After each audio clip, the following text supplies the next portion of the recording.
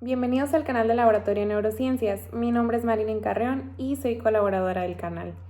En esta ocasión hablaremos sobre afasia talámica. La afasia es un trastorno del lenguaje que se caracteriza por la incapacidad o dificultad de comunicarse a través del habla, de la mímica o de la escritura y se debe a lesiones cerebrales.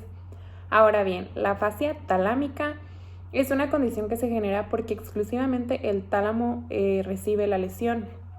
El tálamo es una estructura que se sitúa específicamente en el centro del encéfalo, encima del hipotálamo, y forma parte del diencéfalo, específicamente el 80%.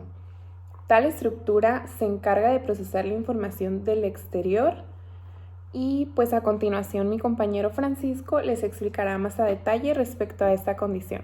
Buen día, compañeros, yo les vengo a hablar sobre una investigación llevada por Riccardo Nitrini en el 2019 titulada Repetición preservada de la afasia talámica, una hipótesis fisiopatológica.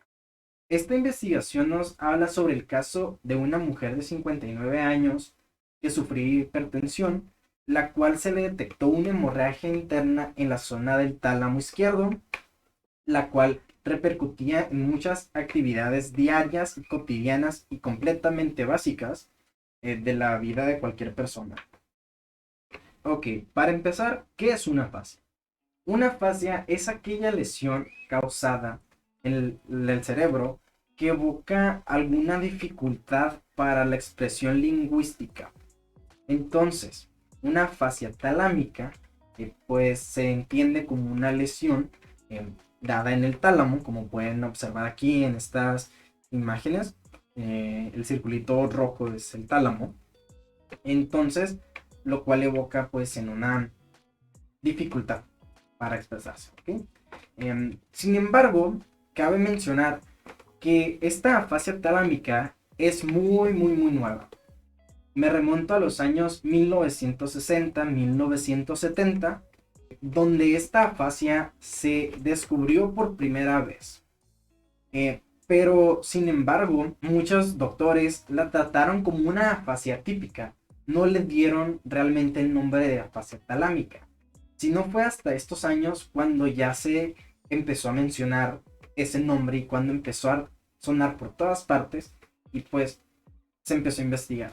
Les repito, esta investigación es del año 2019, realmente es muy reciente, es muy renuente, por lo que hace falta demasiada información acerca de esto. Bueno, como pueden observar, les sigo hablando un poquito más acerca del tálamo, pues se puede ver que hay una relación directa, ya que el tálamo se encuentra en la activación reticular ascendente, lo cual pues puede provocar estoy viendo las imágenes aquí, yo las tengo, perdón. Entonces, lo cual pues puede provocar una alteración en el lenguaje, ya sea dificultad, ya sea lenguaje nulo, repetición, que es algo que también les vengo a explicar un poco. Eh, entonces, pues hay este fenómeno llamado diasquisis que puede explicar la forma en la que pues se dañó la zona del tálamo izquierdo y recae en la dificultad del habla. A eso se le puede conocer como el diasquisis, que es un fenómeno que explica cómo es que los cambios estructurales y funcionales pueden repercutir en otras estructuras aunadas a la lesión. Ok, ya vamos a entrar un poco más en materia. Se encontró una mujer de 59 años, diestra. Ahorita les explico por qué es diestra. O sea, diestra es el uso eh, primordial de tu lado derecho del cuerpo. Que sufría de hipertensión arterial moderada. Coloquialmente se le conoce como presión. ¿Ok? Entonces se descubrió que ella tenía hemiplegia. ¿Ok? Entonces, pues decidieron ver qué estaba pasando realmente en la zona del tálamo. Y pues descubrieron que había una lesión en la zona del tálamo izquierdo, que pues se puede notar ahí claramente, es la parte blanca. Entonces se dieron a investigar, o sea, si tenía una lesión realmente muy grave, se empezaron a preocupar por eso. Ok, Ahora, ¿qué pasó? Se le aplicó un drenado ventricular extremo, el cual pues estaban quitándole, pues vaya, la estaban operando, en pocas palabras. Lo cual pues estaban midiendo meticulosamente la presión intracraneal. Recuerden que nuestra paciente sufre de hipertensión. Ok, entonces por eso es muy importante, en este caso específico, de pues medirle esa presión intracraneal. Lo cual pues ya, salió, perfecto. Pero aquí viene lo interesante. Duró aproximadamente 2, 3 semanas inconsciente. Ella no sabía nada de sí misma, la tenían que dar cuidados intensos, o sea, estaba muy mal. Después de eso, duró aproximadamente 5 meses en el hospitalizada y después de eso se fue a su casa. Recuerden que la información que yo estoy exponiendo es de un caso ya hecho. Así que les voy a dejar el PDF aunado a la exposición por si a alguien le interesaría ver más detalladamente lo que estoy exponiendo. Ok, cuando ya la llevaron a su casa, se empezaron a notar pues ciertas conductas o ciertas dificultades para su día a día.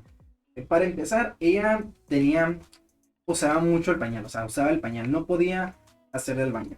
También pues tenía hemianestesia y pues muchos se percataron de eso, entonces ahí ya fue cuando empezó a decir, oh, ¿qué está pasando? ¿Por qué está mal esto? También pues había parafrasias fonémicas, lo cual pues se dio cuenta en en uno de los exámenes que se les aplicó después. Recuerden que esto fue lo primero que se fueron encontrando. También neologismos, había muchos neologismos. Y pues también por último habían palilalia. ¿Cómo se dieron cuenta? ¿Cómo llegaron a la conclusión de que esta persona tenía estas cosas? Simplemente pues fueron a verla y se dieron cuenta con unos exámenes aplicados de que no podía hablar. Tenía una habla muy escasa, lo cual pues despertó una alerta y dijeron, ok, algo está pasando. También pues tenía esta dificultad de relacionar las cosas. Por ejemplo, a ella tú le decías, ¿sabes qué es un lápiz? Y comúnmente una persona te va a decir, ah, sí, un lápiz es con algo que escribes, tiende a ser amarillo, tiene un borrador, una punta, pero ella respondía en monosílabos. Entonces, pues, daba a entender que sí sabía lo que era un lápiz. Sin embargo, le pedían que señalara el lápiz o que tomara el lápiz y realmente ya no podían.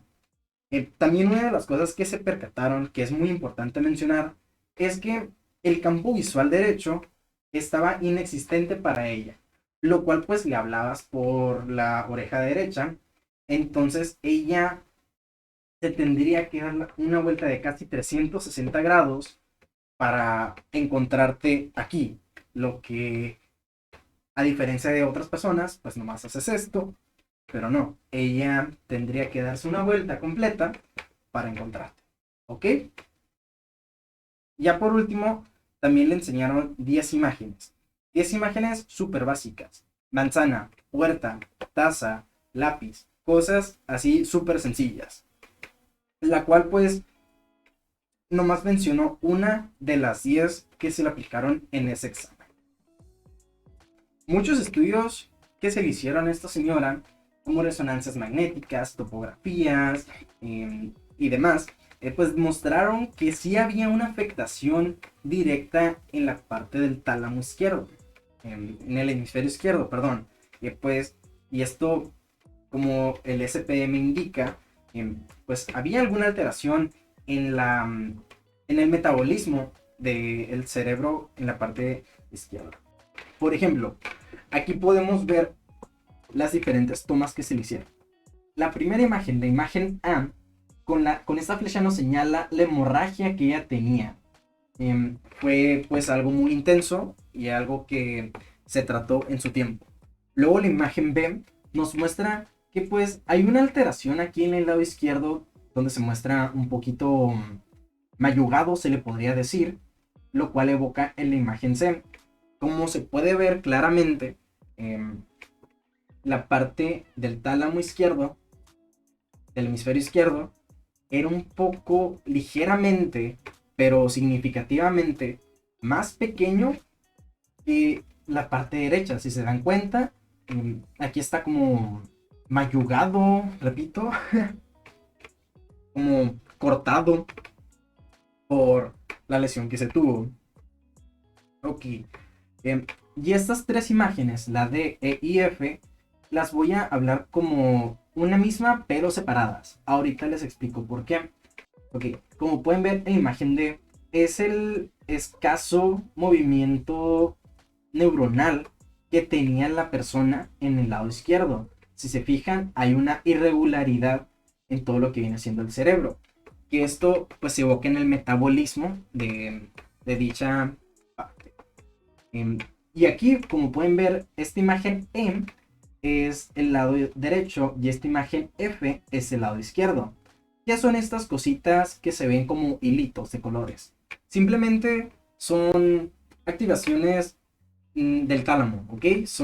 Yo les llamo fibras, pero yo sé que ese no es el nombre indicado, porque se ven como fibritas producidas por el tálamo, lo cual pues quiere decir que aquí en el lado derecho se ve todo normal, todo común y corriente, como debe de estar cualquier persona, pero en su lado izquierdo, o sea que es este de la misma persona, simplemente no hay, o sea, no existen, están inexistentes, nomás hay dos, por lo visto, que pues puede mencionarse que es la repetición que tiene con las palabras o su habla escasa. Ok, continuando con las imágenes tomadas por el SPM, recuerden que esto fue ya llevado a cabo, y las imágenes que nos muestran son estas las siguientes. En pocas palabras, para explicarlo lo más sencillo posible, hay una afectación directamente en el lado izquierdo del cerebro. ¿Ok? Hay muy poca glucosa celular, hay muy pocas neuronas pasando por ahí, hay muy escasa actividad cerebral, lo cual nos lleva a la siguiente imagen. En la última imagen, la que dice left lateral, las zonas marcadas con verde, con rojo y con amarillo son las más importantes afectadas en el cerebro de la paciente. Con esta imagen se puede ver muchísimo más claro. ¿Qué es? Es el metabolismo que tiene cada hemisferio cerebral de la persona. Las áreas azules son la reducción literalmente del metabolismo que hay en el cerebro de la persona. Si se fijan bien, la parte izquierda es la más afectada. Esto quiere decir que el metabolismo sí tiene algo que ver con la fascia talámica. Ok, aquí les estoy presentando la máquina que hizo el trabajo de los doctores. Esta máquina tiene nombre de película. Se llama Mac Pro X100. ¿Qué es esto?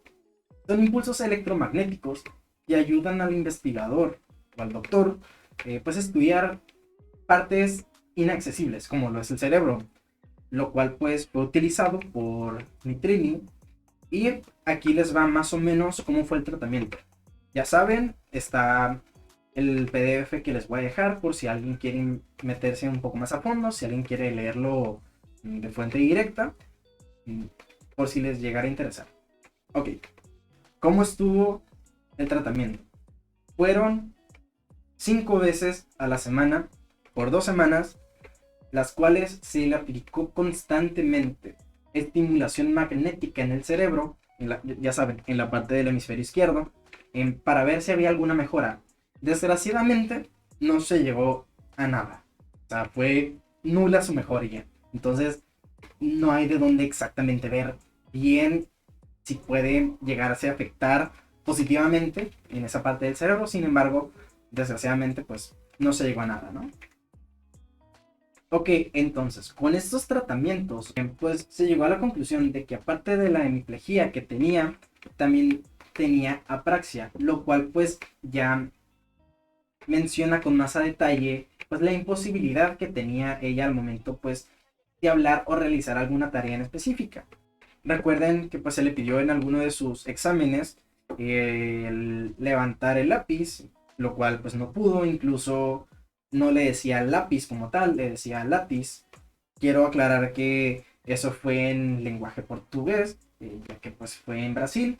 Simplemente yo lo estoy traduciendo al español. ¿Ok? Entonces, también como el cerrar los ojos tampoco podía, porque ella leía directamente. Cerrar los ojos, pero ella no podía, o parpadear, o sentarse, pararse. Ella no respondía a esas señales o a esas órdenes que pues tenía. Ok, entonces, ¿cómo fue el diagnóstico que le dieron a esta mujer? Fue el siguiente. Paciente con afasia atípica. Ahí es donde caemos a lo de que todavía no se reconoce realmente lo de la afasia talámica. Eh, Paciente con afasia atípica, con afasia transcortical sensorial, lo que provoca la comprensión o incomprensión escasa de la paciente, con afasia transcortical motora, lo cual pues es lo de repetición de palabras o habla escasa. Exactamente, ese fue realmente el diagnóstico que le dieron a la mujer. En pocas palabras, es una afasia mixta con comprensión ineficiente y habla espontánea con repetición. A lo de la repetición, volvemos con la diasquisis.